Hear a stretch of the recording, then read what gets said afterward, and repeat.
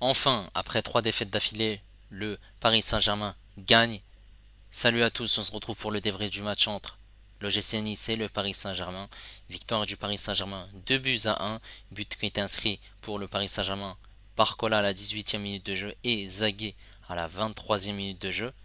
Mohamed Ali Chaud a réduit la marque à la 32e minute de jeu. Et un carton rouge est obtenu par Melvin Barr. Merci aux personnes qui étaient présentes avec moi en live pour suivre ce match. N'hésitez pas à liker et à vous abonner si vous êtes nouveau. On est parti pour les statistiques du match.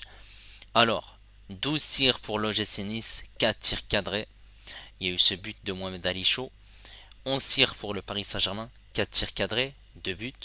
64% de possession de balle pour le Paris Saint-Germain, 36 pour l'OGC Nice, 713 passes pour le Paris Saint-Germain, 394 pour l'OGC Nice, une précision de passe à 90% pour le PSG, 87% pour l'OGC Nice, 10 fautes commises par les Parisiens, 13 par les Niçois, 3 cartons jaunes pour le PSG, 1 pour les Niçois.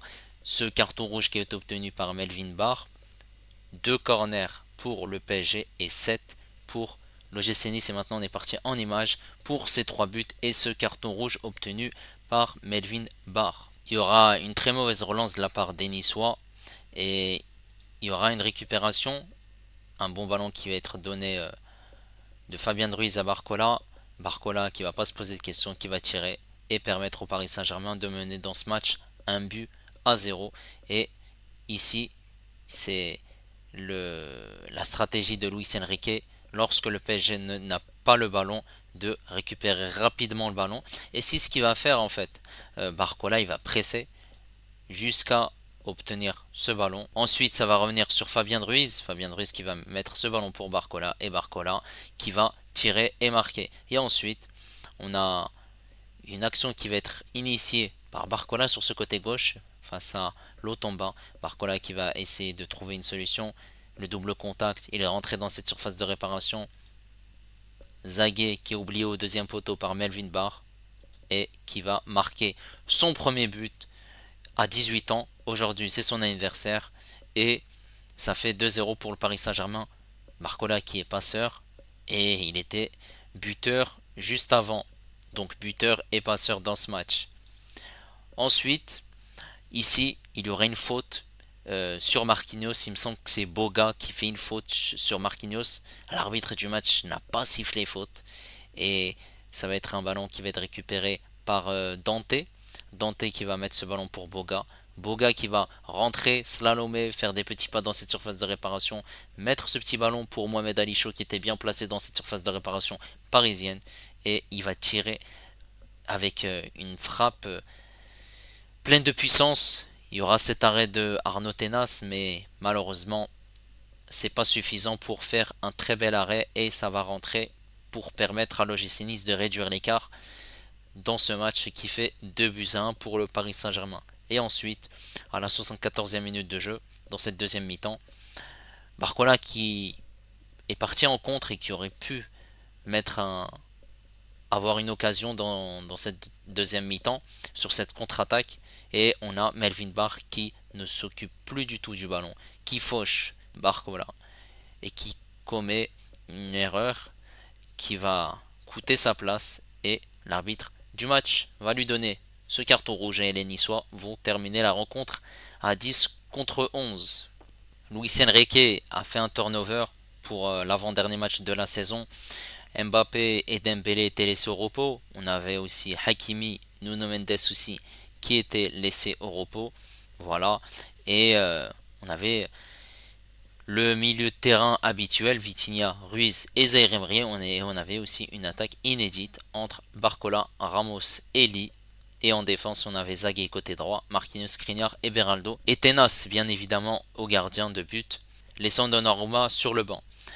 Alors le Paris Saint-Germain qui a fait une très belle entame de match, qui a proposé pas mal de choses, essaye de combiner, de trouver des solutions en dehors de la surface de réparation. En contre, cette équipe niçoise qui n'a pas fermé le jeu, ils sont venus en 4-3-3 à domicile et les Niçois avaient l'obligation de gagner ou de faire match nul pour ne pas compromettre leur chance de ne pas aller en Champions League la saison prochaine. Et ils ont essayé de créer des solutions, de partir en contre, notamment avec Mofi, avec Shaw et Boga qui percutaient, qui partaient rapidement dans le dos des défenseurs parisiens. Et après, on a du coup cette action qui a été bien construite et surtout, comme je vous l'ai montré, Barcola qui fait un magnifique pressing et qui permet de récupérer ce ballon et permettre de donner ce ballon à Ruiz qui lui remet et qui marque ce but pour permettre au Paris Saint-Germain de mener dans ce match. Et ensuite, voilà, il y a encore la percussion de Barcola sur ce côté gauche et qui est rentré dans cette surface de réparation, qui a percuté, qui a fait une passe décisive à Azagué et qui met ce deuxième but. Et ensuite, ils se sont créés une occasion où voilà, Boga a fait une des différences dans cette surface de réparation et Mohamed Ali Chaud a pu marquer ce but sur une magnifique frappe. Après, il y avait cette faute sur Marquinhos. Et voilà, le Paris Saint-Germain a continué à essayer de tirer en dehors de la surface de réparation. Et durant cette deuxième mi-temps, voilà, le Paris Saint-Germain avait la possession, essayait de trouver des solutions sur les côtés, à gauche avec Barcola, à droite avec Lee. Il y avait eu des centres. Malheureusement, Ramos n'a pas eu beaucoup d'occasions. Et les Niçois essaient aussi de partir en contre. Il y a eu des tentatives de loin et quelques solutions aussi sur coup de pied arrêté. Mais sinon, c'est une victoire largement méritée par le Paris Saint-Germain. Et maintenant, on est parti pour la prestation des Parisiens. Alors, Arnaud Tenas, il a fait un match correct. Il a fait des arrêts qu'il fallait, notamment un arrêt très très important en première mi-temps où il fait un grand écart et ce qui permet de fermer l'angle pour Jérémy Boga. Et le but qui a été encaissé par Mohamed Ali Chaud, malheureusement il ne peut pas faire grand chose. Il est sur la trajectoire du ballon, il fait un arrêt, mais la frappe est puissante de Mohamed Ali Chaud et surtout il y avait une faute au départ de l'action sur Marquinhos. Côté droit, on avait Zagué qui a fait un match intéressant. Zagué, quatrième titularisation, 18 ans, il jouait sur ce côté droit le poste de Hakimi Zagué qui s'est montré très très disponible en attaque comme en défense. Et aujourd'hui, je l'ai trouvé meilleur par rapport au match précédent où il a eu sa chance en tant que titulaire. Et aujourd'hui, il s'est montré très intéressant offensivement. Défensivement, il a fait le taf. Voilà, il y a quelques erreurs de sa part.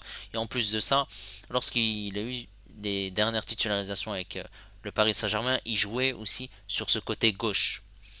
Et aujourd'hui, il jouait sur son poste de formation. Et il a été bon, voire très bon.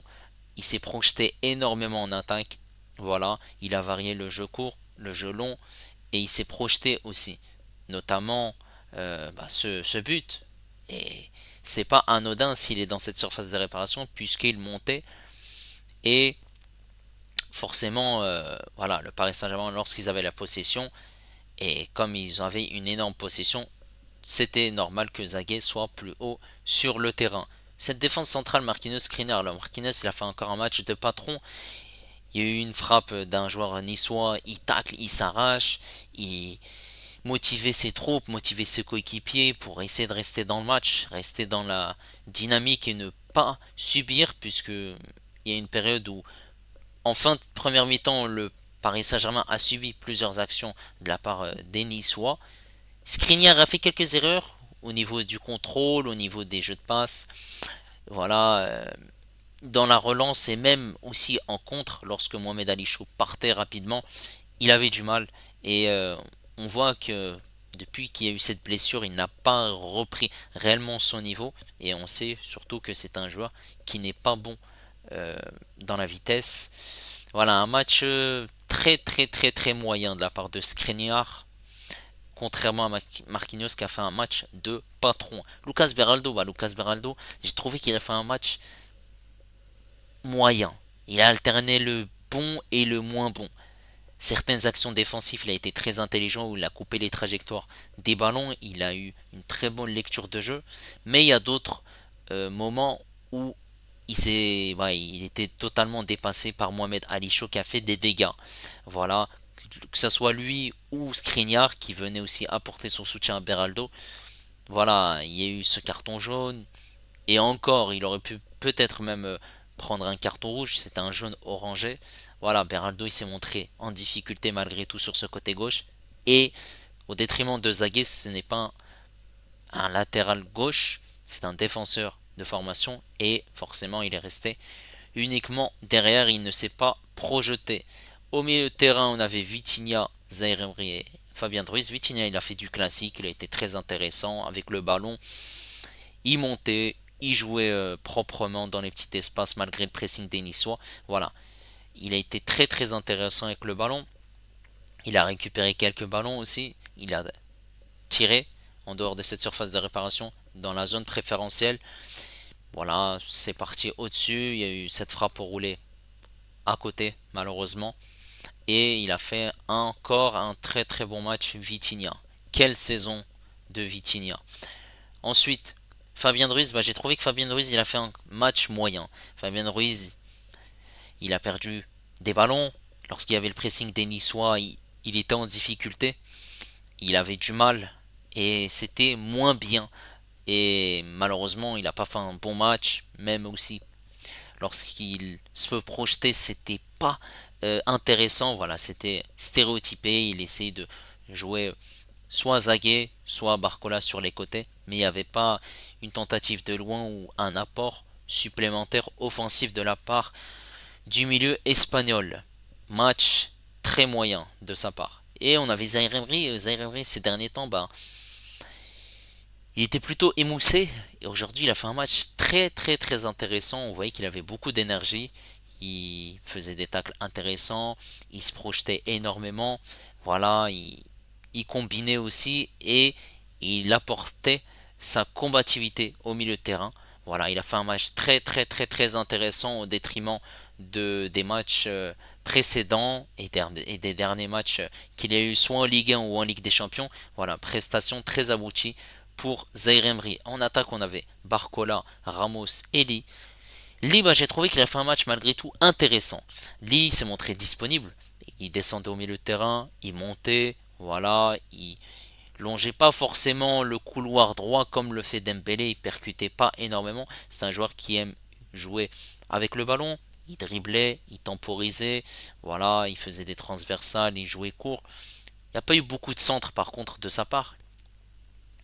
Euh, Et voilà, il s'est montré disponible et là il s'est tiré aussi en dehors de la surface de réparation sans réussite. Mais je trouve que Lee, par rapport au match qu'il a joué récemment, il a fait un meilleur match. Et ça fait énormément plaisir. Ramos, malheureusement, c'est pas de sa faute. Il a pas eu beaucoup d'occasions. Il a eu quelques occasions où il a tiré à côté. Mais voilà, il s'est montré plutôt disponible dans les efforts défensifs. Il n'a pas eu beaucoup d'occasions, que ce soit euh, aérien ou au sol, malheureusement. Voilà. Et Barcola, Barcola, c'est le Parisien qui s'est montré le plus décisif dans ce match. Buteur, passeur, beaucoup d'explosivité en absence de Mbappé, de Dembélé, et il a été très intéressant. Il a tenté énormément de dribbles, il s'est projeté énormément, il a réussi beaucoup de choses, il a temporisé, il a été juste dans ce qu'il a fait. Après, comme je l'ai dit dans des précédents débriefs, il faut qu'il épure son jeu pour que les dribbles qu'il fait ne soient pas étalés. Et il y a eu, voilà, lorsqu'il a tenté certains dribbles, il y a eu des ballons qui ont été perdus. Mais dans l'ensemble de son match, c'est un match pépite, poulet rôti avec des pommes de terre magnifiques. Voilà, c'est un match très très très intéressant pour Bradley Barcola. Et en plus de ça, on sait que ce jeudi 16 mai, c'est la liste de Didier Deschamps au journal de TF1 qui iront en Allemagne pour l'Euro 2024. J'ai sorti une vidéo d'ailleurs, et une vidéo où je dis mes 26 bleus. N'hésitez pas à aller la voir. Et voilà, c'est un match très intéressant de la part du Paris Saint-Germain. Il y a eu ce turnover qui a été plutôt intéressant dans l'ensemble. Et voilà, les joueurs qui ont été titulaires aujourd'hui, que ce soit Barcola, Lee ou même Zaguet, ils ont eu des points intéressants. Et en plus de ça, le fait que Mbappé ne joue pas aujourd'hui, ça prépare la saison prochaine. Voilà, on a des alternatives et on peut gagner sans Kylian Mbappé. Et on aurait pu même marquer d'autres buts. Voilà. Mais malheureusement, on a été en manque de réussite. N'hésitez pas à me dire ce que vous avez pensé du match. N'hésitez pas également à liker et à vous abonner si vous êtes nouveau. Et moi, je vous dis à la prochaine. Ciao les amis.